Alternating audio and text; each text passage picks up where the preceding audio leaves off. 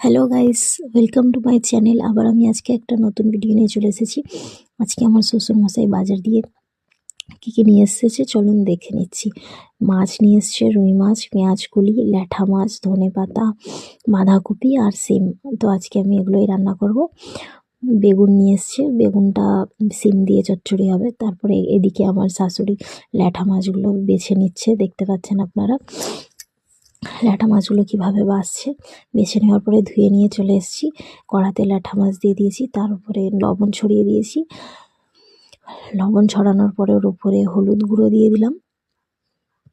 আপনারা দেখতে পাচ্ছেন হলুদ গুঁড়ো দেওয়ার পরে জিরে গুঁড়ো, ধনে গুঁড়ো, প্রত্যেকটা মশলা পরিমাণ মতো দিয়ে দিয়েছি। চেরা কাঁচা লঙ্কা 3-4টে দিয়ে দিয়েছি, টমেটো কুচি দিলাম, তার উপরে সর্ষে বাটা দিয়ে দিয়েছি।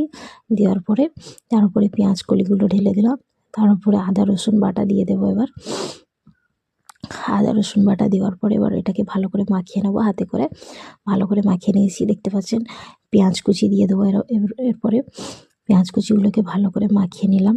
নেওয়ার পরে সর্ষের তেল উপর দিয়ে একটু ছড়িয়ে দেবো। দেওয়ার পরে সেটাকে মাখিয়ে নিয়ে এবার পরিমাণ মতো জল দিয়ে দিলাম। দেওয়ার পরে এবার গ্যাসের উপরে কড়াটা চাপিয়ে দেবো। দেওয়ার পরে কিছুক্ষণ পরে খুলে তার উপরে ধনেপাতার কুচিগুলো দিয়ে দিলাম। দেওয়ার পরে